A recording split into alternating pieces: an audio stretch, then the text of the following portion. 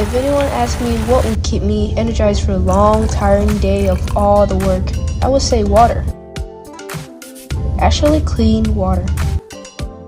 But what if the environment around us does not provide enough clean water? Even though the school district has installed clean water stations such as flow water all around many OUSD schools, the actual problem is that lead contamination can still be found in many water fountains in those OUSD schools.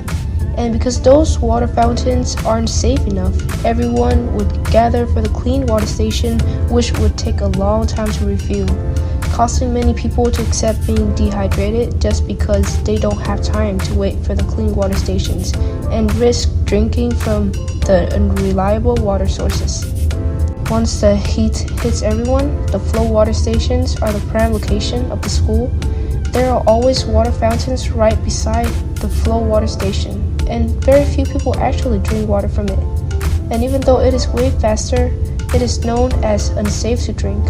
Some people were late to class just waiting for the flow water station, or lost some class time just to fill up the water bottles.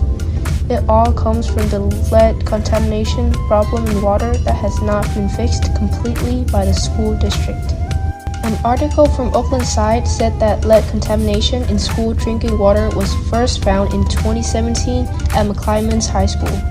For almost 10 years, lead contamination still exists because instead of long-term replacement like replacing old pipes and infrastructure, the school district decided to use a water filter and temporarily refill stations, which is not a long-term solution.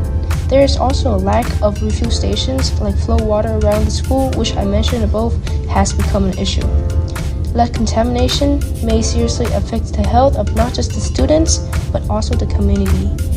It causes people to always worry about the source of water they are drinking from. One thing we can do as a community is educate each other about the facts that lead contamination still exists in community water fountains.